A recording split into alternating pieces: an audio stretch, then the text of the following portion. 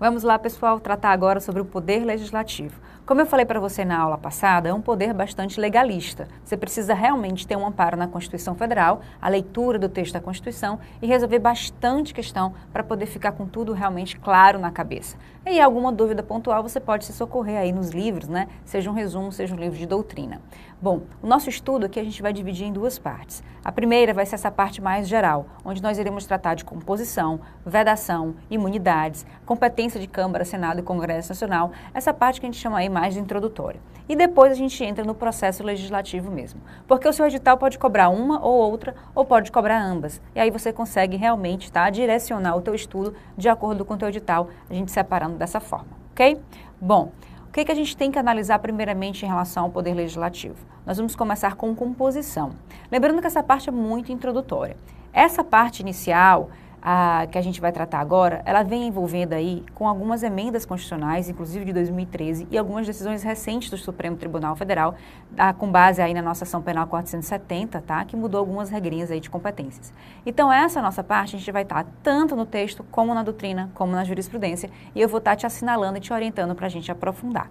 Falando de composição, nós vamos compor agora todo o poder legislativo em âmbito nacional. Eu vou falar com vocês sobre o legislativo da União, dos estados, dos municípios e do Distrito Federal, no que diz respeito à Casa Legislativa, membros, tá? Número de membros também, sistema eleitoral e tempo de mandato. Eu sei que é uma parte bastante preliminar, mas ainda é bastante cobrada em prova. Então vem aqui comigo, olha aqui a nossa tabelinha.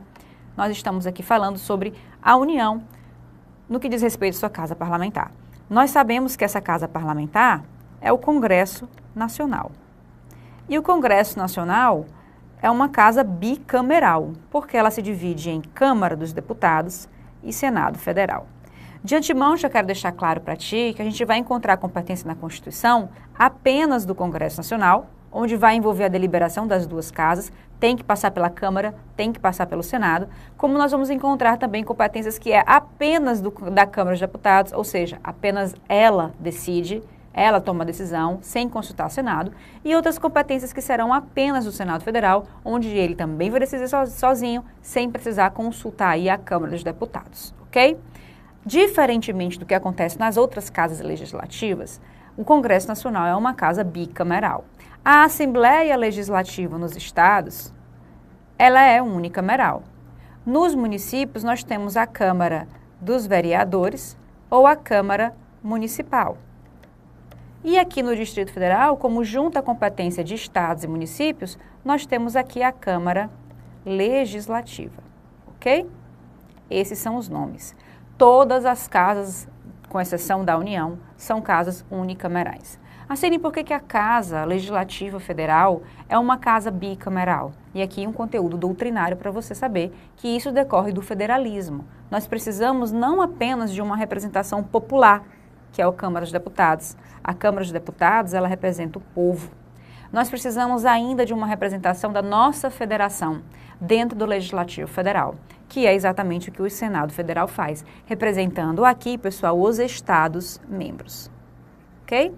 Então, os estados-membros estão representados na figura do Senado e o povo, assim como na Assembleia Legislativa, na Câmara Municipal e na Câmara Legislativa, está representado na Câmara dos Deputados. Câmara dos Deputados, Casa do Povo, Senado Federal, a Casa dos Estados-membros, tá? Não é de município, não é de Distrito Federal, apesar do Distrito Federal estar ali também compondo o Senado, mas deixe bem clara na tua cabeça que nós temos aí a representação dos Estados-membros no texto literal da Constituição, tá? Sendo aqui bem taxativa.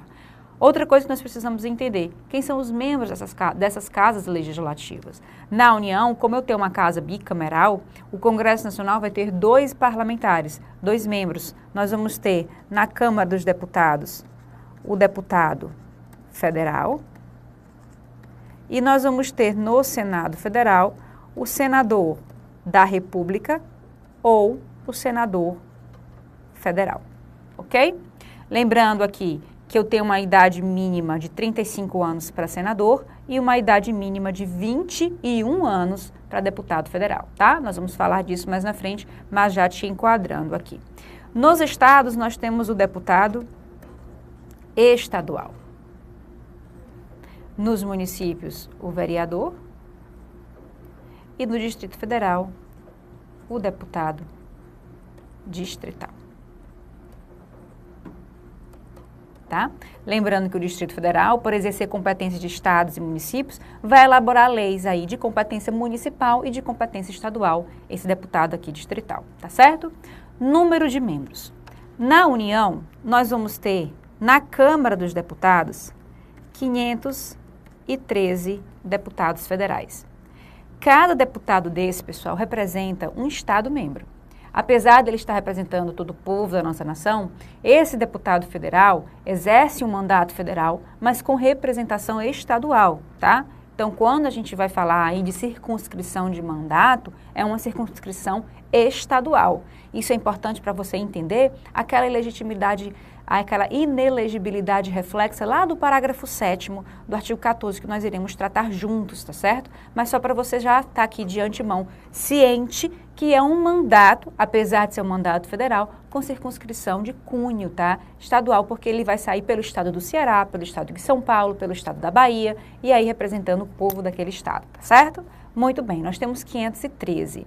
Esses deputados federais, eles vão estar divididos de acordo com um coeficiente que o TSE faz para definir quantos deputados federais cada estado vai ter no Congresso Nacional. É um coeficiente que leva em consideração o número de população e o número de cadeiras disponíveis no Congresso, tá? Isso é fixado em lei e em resolução do TSE. Recentemente, o STF declarou inconstitucional uma resolução do TSE que tentava modificar o número de deputados na Câmara dos Deputados para cada estado, dizendo que ali era um tipo de normatização que deveria ser feita em lei em sentido estrito, ou seja, uma lei aprovada no próprio Congresso. O TSE, portanto, não estaria aí apto a definir quantos deputados cada bancada, né, de cada estado teria no âmbito da Câmara dos Deputados, ok? Teria que ser lei em sentido estrito. Muito bem. Diferentemente do que acontece na Câmara, que é a própria lei que define, né, o número de deputados e quantos ficarão a cargo de cada estado, o Senado Federal ele já vem aí totalmente dividido pela própria Constituição Federal.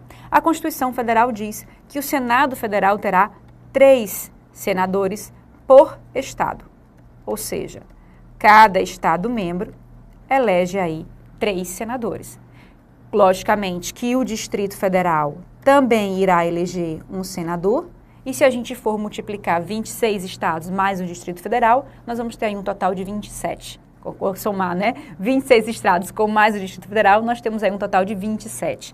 Multiplicando por 3, nós vamos ter um total de 81 senadores no âmbito aí, tá? Do nosso Senado Federal. Como eu falei para ti, aquela ideia lá de criação de estados e de extinção de estados vai aí, né, de alguma forma, modificar essa composição do Senado Federal. Importante você saber. E aqui a gente tem uma observação. A Constituição fala que os territórios irão entregar à Câmara dos Deputados 4 deputados federais. Lembra dos territórios, as nossas autarquias territoriais, que vão também fazer eleição municipal, se tiver município, né?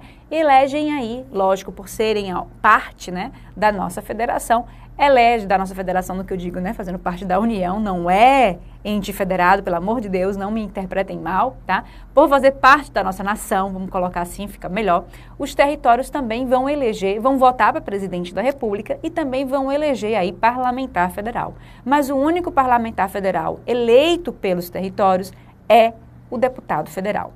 Independente do número de pessoas que existe no território, independente do número ou do tamanho desse território, eu tenho aí 4 deputados federais eleitos por disposição expressa da Constituição, tá? Deputado federal, Câmara dos Deputados.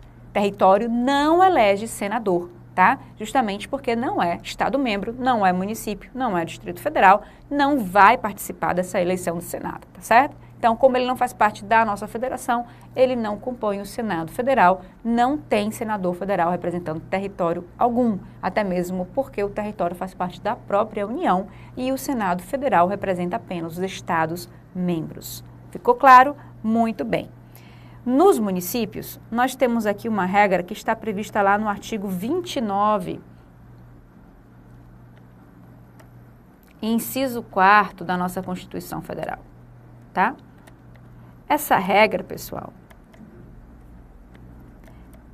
ela vai levar em consideração o número de deputados, de habitantes que existe naquele município e vai fazer aí uma proporção em número de habitantes e o número de deputados que pode ter naquele município. Vocês vão ver que é um artigo extenso, tá? É um inciso extenso. Eu não vou dizer para você decorar tudo, a não ser que você tenha muito tempo. Essa composição no número da Câmara de Vereadores foi cobrada pouquíssimas vezes. Quem gosta muito de cobrar isso daqui é a FCC, tá certo? Para você ter uma ideia, nós temos aí linhas que vai até a letra X, então a gente tem aí muitas proporções que existem entre o número de habitantes e o número de vereadores. Confesso que nem eu nunca decorei, tá? Porque realmente é algo impossível de se ver e decorar e ficar com aquilo ali na cabeça, a não ser que você esteja o tempo todo relembrando, mas eu vou ler com vocês esse artigo mais na frente e a gente vai fazer aí algumas ponderações para que você consiga pelo menos se orientar na hora que cair isso aí na sua prova, tá certo? E aí a gente vai fazer umas proporções que também fica fácil de decorar, melhor aí para decorar. Eu não consigo porque realmente a minha memória é de fósforo, principalmente dando aula de constitucional, não tem que me faça decorar o artigo 29A, inciso 4º. Então você que nunca decorou, não se sinta mal, tá aqui a minha confidência, tá? Eu nunca decorei esse inciso porque realmente é um inciso muito extenso e leva número e vocês sabem que número não é comigo, né? Pessoal, em relação aos estados e ao Distrito Federal, nós temos uma regra em comum para poder definir o número de deputados estaduais que existem. Antes da gente passar, eu preciso de trazer uma regrinha da Câmara dos Deputados que eu vou usar aqui para poder te explicar o número de deputados dos estados do Distrito Federal. Eu disse para ti que nós temos 513 deputados federais, que é uma lei que vai definir quantos deputados federais saem por estado, tá? E a Constituição, ela faz uma baliza para esta lei. Ela diz assim, ó, legalmente vai ser definido o número de deputados federais, só que, não é nesses termos, né? Só que tem que ter pelo menos 8 por estado e no máximo 70 por estado. Ou seja, um estado jamais poderá ter menos de 8 deputados federais ou mais do que 70 deputados federais. Então, o número mínimo de deputados federais que pode ter lá na Câmara de Deputados é 8 por um estado e o número máximo é 70 por estado, ok? Então, ou 8 ou 70, não é 8 ou 80, é 8 ou 70. Esse aí é o número, tá? Mínimo e máximo de deputados federais. Por que eu estou tratando com esses números agora? Porque eu quero te explicar que a regra de definição do número de deputados estaduais, tá? No âmbito de estados e distritais, no âmbito do Distrito Federal. Eu te disse que eu sou péssima de números, desde o começo eu te falo, e esse foi um dos artigos que me deixou assim, mais depressiva na Constituição Federal. Amo minha Constituição, ela é linda, maravilhosa, todos os artigos são altamente relevantes, mas esse artigo 27 da Constituição, especialmente, me deu uma dor de cabeça, porque ele traz uma fórmula de matemática escrita no texto da Constituição, para você ver como não dá para a gente viver sem a matemática, né? Para alguns, felizmente, para mim, infelizmente. Esse artigo 27, pessoal, ele vai te trazer uma regra de definição do número de deputados estaduais e distritais, mas ele se baseia no número de deputados federais, para você encontrar esse número da Assembleia Legislativa e da Câmara Legislativa. Eu gosto de separá-lo em duas formas, tá certo? Primeiramente, se eu tiver até 12 deputados federais por aquele estado, eu vou usar uma fórmula. Se eu tiver mais de 12 deputados federais, eu vou usar outra fórmula, tá certo? Então, se na tua questão disser que eu tenho 12 deputados federais, ou que eu tenho 9 deputados federais, ou 8 deputados federais, porque só pode ser de 8 a 12, nesse caso, né? Não tem problema nenhum. Quantos deputados estaduais e quantos deputados distritais eu vou ter? É só você multiplicar por 3. Pronto. Multiplicou por 3, você tem aí o número de deputado federal e o número de deputado estadual, tá certo? Então, digamos que eu estou aí no mínimo, com 8 deputados federais lá na Câmara dos Deputados. Multiplicou por 3, eu vou ter nos estados e no Distrito Federal 24 deputados estaduais e distritais. Fechou? Muito bem. Se tiver mais de 12, ou seja, de 13 em diante, não dá mais para multiplicar. A Constituição entendeu, tá? O legislador constituinte originário entendeu que multiplicar por 3 iria aí inchar essa Assembleia Legislativa, essa Câmara Legislativa, o que não seria interessante, essa proporção, né, de 3 vezes o número de deputados federais. No entanto, para que não ficasse muito inchada, ele faz aí uma regrinha que a gente tem que entender. Lembra que o máximo, o ideal, seria multiplicar até 12, né? Então, até 12, que é 3 vezes 12, ou seja, 36 deputados estaduais, tá tranquilo. Acima disso daí, não dá mais para multiplicar por 3. Então, o que é que eu vou fazer? Eu vou pegar o número 36, que seria o ideal para se multiplicar, e vou somar com o número de deputados federais que estejam acima do número 12. Como assim, Arsênia? Digamos que eu tenha 13 deputados federais. Então, eu vou pegar 36 e vou somar com a diferença, ou seja, com o que esteja acima de 12. Tenho 13, eu só tenho um deputado federal acima de 12. Então, eu vou somar 36 mais 1 e eu vou ter 37 deputados estaduais quando aquele estado tiver na Câmara dos Deputados 13 deputados federais. Entendeu? Numa fórmula matemática, que quem me deu a pesca foi o nosso amigo Thiago Pacífico, numa fórmula em matemática, eu teria assim, ó, 36 mais deputado federal menos 12. Pronto. Aí aqui você tem 36 mais 13 deputados menos 12, 1. Se fosse 70 deputados, né, que é o nosso máximo, 70 deputados menos 12, como é que eu faço aí as contas? Eu tenho aqui 58. Somando, eu vou ter um máximo de quanto, pessoal? De 94 deputados nas assembleias legislativas e no Distrito Federal. Então, uma Assembleia Legislativa ou uma Câmara Legislativa só pode ter no máximo 94 e no mínimo 24. Estão lembrando? No mínimo aqui, ó, 24, que é exatamente 3 vezes 8. Então, enquanto que na Câmara dos Deputados, o mínimo nem é 8, nem 80, é 8 e 70, não é isso? Nas assembleias legislativas e na Câmara, né, legislativa, nós vamos ter aí um mínimo de 24 e um máximo de 94. Fechamos? Isso aí para você fazer a correlação, tá certo? Sistema eleitoral. Na Câmara Legislativa é proporcional. Municípios também é proporcional. Estados também é proporcional. União, Câmara dos Deputados, proporcional. E o único que difere é o Senado Federal, que é majoritário. O sistema proporcional é aquele sistema que a gente tem lá no direito eleitoral, que leva em consideração o número de votos, o número de inscritos filiados, o número de votos que obteve, né, na verdade, o partido, o número de cadeiras que existe na casa parlamentar a ser composta, enfim, tá? Faz aquela mistura todinha e tira lá o coeficiente para somar, né? Proporcional é aquela confusão que tem. O majoritário é aquele simples do executivo. Quem for o mais votado é o eleito, tá certo? Só lembrando que, no caso do Senado Federal, você nunca terá uma renovação total da Casa Legislativa. Como assim, Arsênia? O Senado Federal nunca será renovado integralmente. O Senado Federal, em qualquer que seja a legislatura, ele sempre vai ter membros antigos que estão terminando um mandato. Arsênia, eu não entendi. É assim, ó, você acabou de votar para deputado federal. Próximo ano, o que vai acontecer? Toda a Câmara dos Deputados será diplomada para iniciar um novo mandato. Os 513 deputados federais estarão ali iniciando um novo mandato. No Senado Federal isso não acontece, porque no Senado Federal nós vamos ter sempre uma renovação de 1/3 ou 2/3.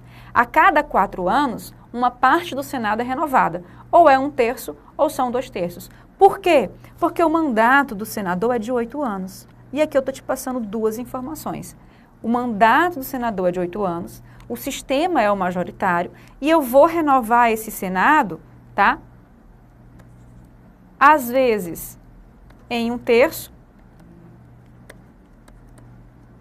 às vezes em 2/3. Como assim, Arsênia? Ou eu vou eleger um deputado, ou um senador, ou eu vou eleger 2 senadores. E aí vai variando. De 4 em 4 anos tem eleição para Senado. Só que num ano eu elejo um senador, no outro ano eu elejo 2. Enquanto aquele está terminando o mandato, quando eu estou elegendo 2 senadores, aquele que foi eleito de um ano vai cumprir os seus últimos 4 anos. Aí na próxima eleição eu elejo um. E aí, nesse mandato aí que está terminando, aquele que eu elegi de 2 está terminando o mandato. E nas próximas eleições eu elejo 2. E aí fica essa brincadeira, tá? De 1 para 2, 1 para 2. 1/3 e 2/3 é a renovação do Senado Federal, certo? Critério majoritário aí para a gente poder analisar. No caso dos deputados, tanto estaduais, distritais como federal e o vereador, nós temos um mandato aí de 4 anos. Ok? Bom, acredito que a gente tenha falado aqui de texto da Constituição, nós tenhamos falado de jurisprudência e tenhamos falado aqui de doutrina envolvendo esse assunto. Você está aí com tudo bem abrangente, bem abordado, tá certo? Vamos dar uma lida aqui no texto constitucional, que como eu te falei, você precisa desse amparo no texto constitucional, porque realmente é ele que vem sendo cobrado mais nas provas. A Câmara dos Deputados compõe de representantes do povo, como eu te falei, eleito pelo sistema proporcional, como eu te falei, em cada estado, em cada território, olha só, e no Distrito Federal, tá? Então, o território, sim, vai eleger 4 deputados federais, como eu te falei. O número total de deputados federais, bem como a representação por estado pelo Distrito Federal, será estabelecido em lei complementar. Lembra? A resolução do TSE, que foi declarada inconstitucional, proporcionalmente à população, procedendo-se aos ajustes necessários no ano anterior às eleições, para que nenhuma daquelas unidades da federação tenha menos de 8 ou mais de 70, tá? Nem 8 nem 80, não. Nem 8 nem 70, né? Aqui, menos de 8 ou mais de 70. Muito bem. O Senado Federal compõe-se de representantes dos estados e do Distrito Federal, eleitos segundo o princípio majoritário. Estão vendo a diferença? Senado Federal, portanto, é o único majoritário. Cada estado e Distrito Federal elegerão 3 senadores com um mandato de 8 anos, como eu te disse. A representação de cada estado e Distrito Federal será renovada de 4 em 4 anos, tá? Mas por 1 e 2/3, como eu te falei. De 4 em 4 anos tem eleição para o Senado, mas eu nunca vou renovar o Senado integralmente. Ou eu renovo 1/3, ou eu renovo 2/3 do Senado. Ou eu elejo um senador, ou eu elejo 2 senadores, tá certo? Cada senador será eleito com 2 suplentes, tá? Modificado, nós perdemos a figura do terceiro suplente. Só um termozinho aqui para tu entender quem é o suplente. O senador ele é eleito com 2 suplentes que ele escolhe, tá lá com ele, você não sabe nem quem é, e caso esse senador seja licenciado, quem vai assumir o Senado Federal é esse suplente. Muito embora eu tenha outro senador que tenha ficado em segundo lugar, no caso de eleger só um, ou outro senador que tenha ficado em terceiro lugar, no caso de eleger 2. Esse senador que ficou em segundo e ficou em terceiro, ele nunca vai ser chamado. Caso o senador eleito, o de um ou os 2 senadores eleitos, venham ter que se licenciar, quem é chamado para ficar no lugar desse senador são os suplentes. No caso de deputados e vereadores, isso não acontece. Saindo um vereador, aquele seguinte que foi mais eleito, né, que tem aí um número capaz de ser chamado, aquele que foi, né, o seguinte mais eleito, o próximo mais eleito, ele vai mais votado, ele vai ser chamado para ocupar aquele cargo, né, ainda que temporariamente, tá certo? Então é uma diferença que existe entre os dois. Outra coisa que a gente precisa falar, antigamente, que eu digo muito há pouco tempo, tá, em 2014, nós tínhamos a figura do terceiro suplente, nós não temos mais, são 2 suplentes. Arsênio, é um grande avanço? Não, um mínimo avanço, tá? Isso aqui é o tipo de medida que a gente faz politiqueira, porque em todo o tempo da Constituição Federal, nós nunca tivemos um terceiro suplente assumindo o mandato de senador federal. Apenas, né, no máximo, aí 2 suplentes. Então, o terceiro suplente nunca tinha sido usado, foi excluído. Ótimo, muito bem. Outra coisa que você precisa saber, como é que a banca e a doutrina pode se referir a esse suplente? A banca vai chamar de senador biônico, tá? Senador biônico é esse suplente aí, é a ideia, né, o nome, digamos assim, doutrinário para esse suplente do senador. Porque é aquele que não obteve nenhum voto, ele está ali simplesmente na carreira. Outra coisa que você precisa saber, tá? A ideia do suplente não respeita a regra de nepotismo. Eu posso colocar meu filho como suplente, eu posso colocar meu marido como suplente, eu posso colocar meu pai, minha mãe, quem eu quiser como meu suplente, tá certo? E aí, logicamente, né, antes de ser eleito. E aí fica, né, tudo ok, tudo bonitinho, caso eu saia, ele pode assumir. Tá certo? Então, a suplência não abrange aí a cláusula de nepotismo, são apenas 2, não são mais 3, e o nome aí é de senador biônico, ok? Continuando aqui, está aqui o nosso querido, lindo, maravilhoso artigo 27. O número de deputados da Assembleia Legislativa corresponderá ao triplo da representação do Estado na Câmara dos Deputados, tá? Isso se for até 12, né? Atingido o número de 36, ou seja, multiplicando 3 vezes 12, ou seja, até 12 deputados federais, será acrescido de tantos quanto forem o número de deputados federais acima de 12, tá? Então, até 12 eu multiplico por 3, acima disso eu aplico aquela formulazinha que eu te mostrei. E tá aqui, ó, o nosso artigo 29, inciso 4º, tratando do número de vereadores em relação a habitantes. Primeira coisa que você tem que ver, o mínimo é 9 e o máximo é 55, tá certo? Mínimo de 9, máximo de 55. Outra coisa que você tem que perceber, todos os números são ímpares, 9, 11, 13, 15, 17, 19. Estão vendo? Todos os números são ímpares, beleza. E aí a gente começa, olha só, 9 até 15 mil. Acima de 15, tá? Se dobrar o número de habitantes, eu acrescento 2, ó. Tá vendo aqui? Eu tenho uma proporção vezes 2. Então, 15 mil vezes 2, eu tenho aqui o 30 mil. Só, pessoal, que eu prefiro que tu entenda assim, ó. Olha só o que a gente vai somar.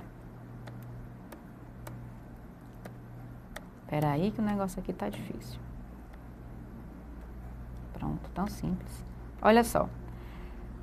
Se eu somar aqui, ó, mais 15, eu estou nessa partezinha aqui, ó, 11, de 15 a 30.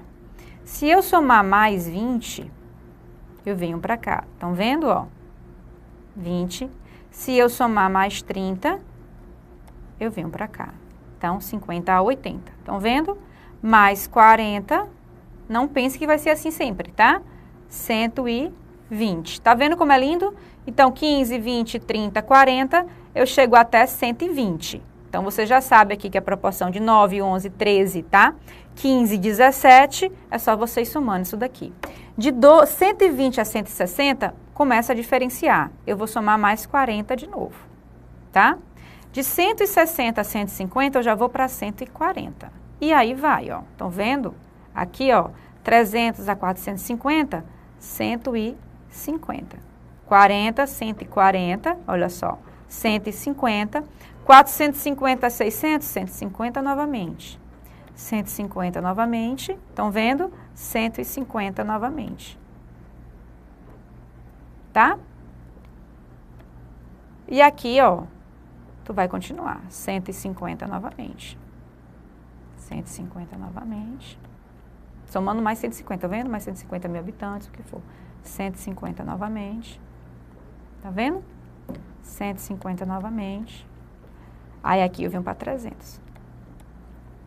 Aqui eu venho para 600. Estão vendo? 600 de novo. E por aí vai. Por que eu estou colocando esses números aqui do lado?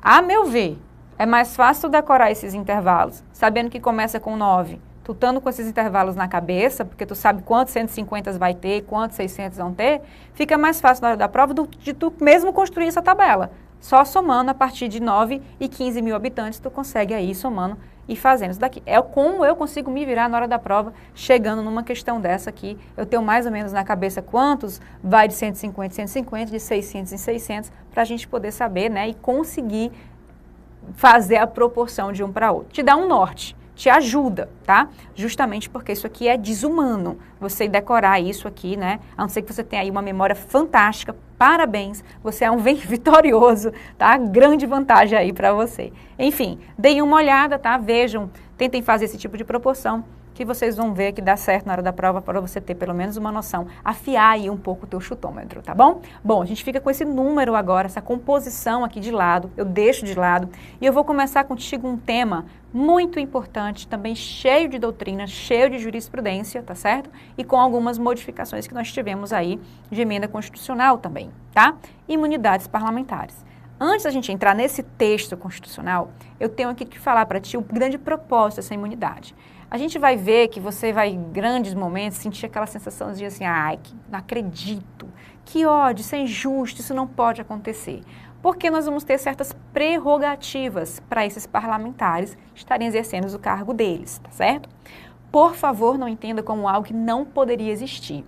Talvez na sua cabeça não esteja no modelo correto, adequado, até mesmo por conta dos recentes escândalos envolvendo aí os nossos parlamentares. Mas entendam que isso daqui é essencial a um Estado democrático de direito.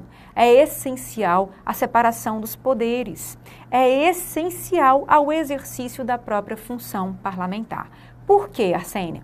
Porque o parlamentar, ele vai exercer, né, teoricamente, uma posição de fiscal do executivo, de determinador das leis, das regras que aquele executivo vai seguir. E nessa relação aí de freios e contrapesos, esse parlamento precisa ter tranquilidade para se posicionar contra o executivo, sem estar aí de alguma forma, tá, se arriscando ou de alguma forma correndo, né, algum perigo de retaliações ou qualquer outro tipo de coação.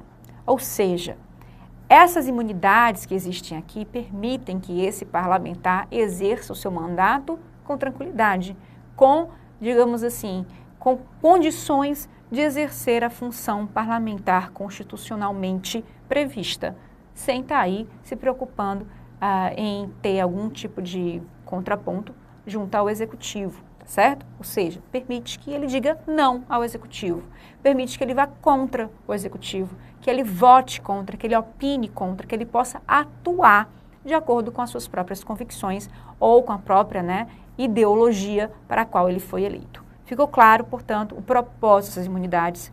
Outra coisa que você tem que entender, essas imunidades elas vão ser do parlamentar, é da própria função parlamentar, é in ofício, tá? Ou seja, é no ofício, no exercício da função parlamentar que ele vai ter aí essas funções, essas prerrogativas. Ou vai iniciar da diplomação, ou vai iniciar da posse. Nós vamos ver tudo isso daí na próxima aula, onde eu vou dividir contigo o que é imunidade material, o que é imunidade formal, e nós vamos ler aí cada artigo da Constituição para ficar bem claro na tua cabeça. Matéria importantíssima, super cobrada em concurso, seja aí FCC ou CESP, tá certo? Então até já aí com as nossas imunidades parlamentares, tanto na doutrina, como na jurisprudência, como no nosso texto constitucional. Até já.